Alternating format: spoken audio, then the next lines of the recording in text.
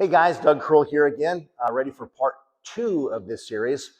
And in this part, we're going to actually build a basic structure to how a comprehensive medical plan works.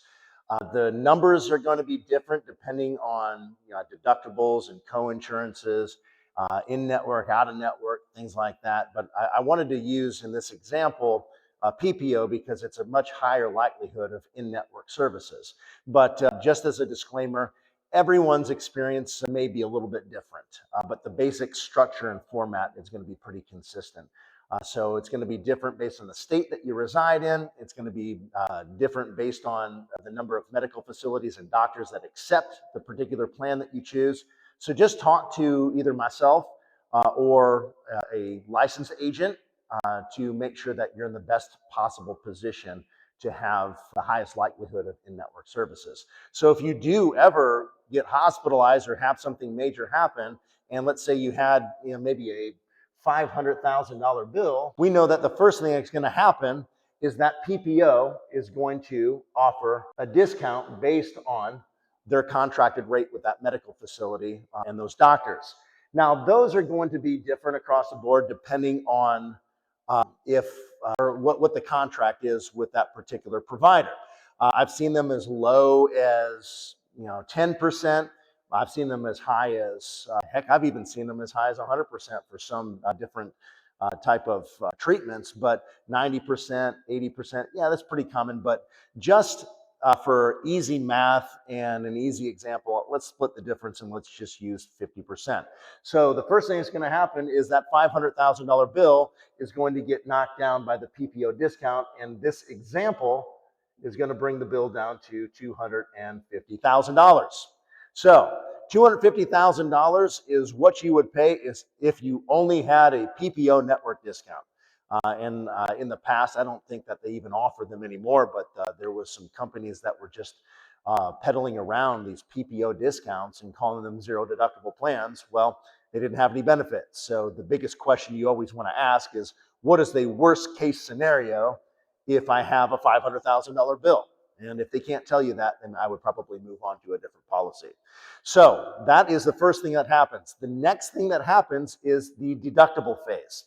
Now that you can choose a wide variety of different deductibles, I chose for my family a $5,000 deductible. So that is the first thing that we're going to have to pay if something happens and we get a $500,000 bill. So accounting for the deductible, $5,000, that brings this total bill down to $245,000.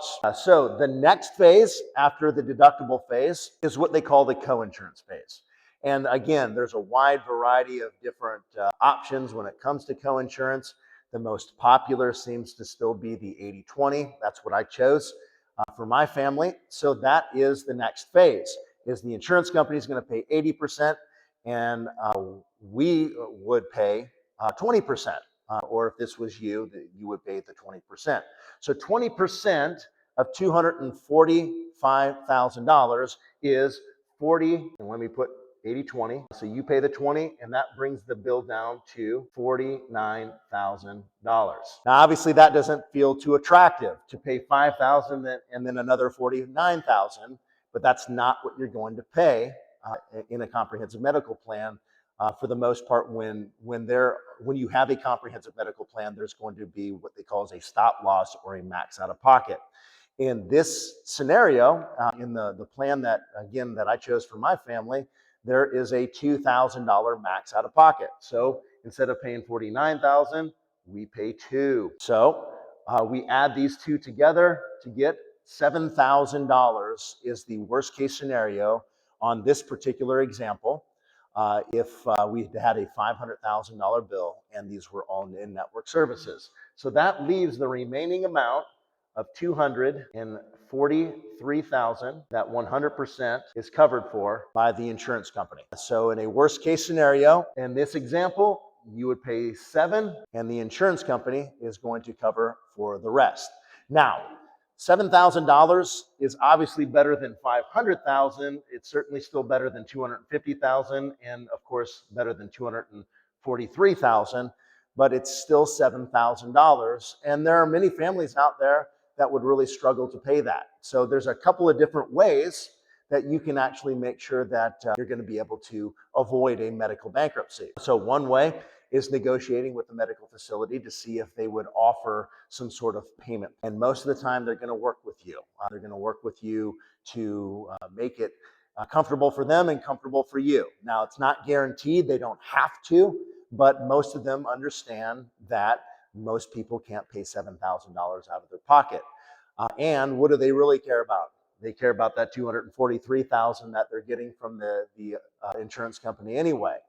So a lot of times, not every time, but a lot of times they're going to be flexible.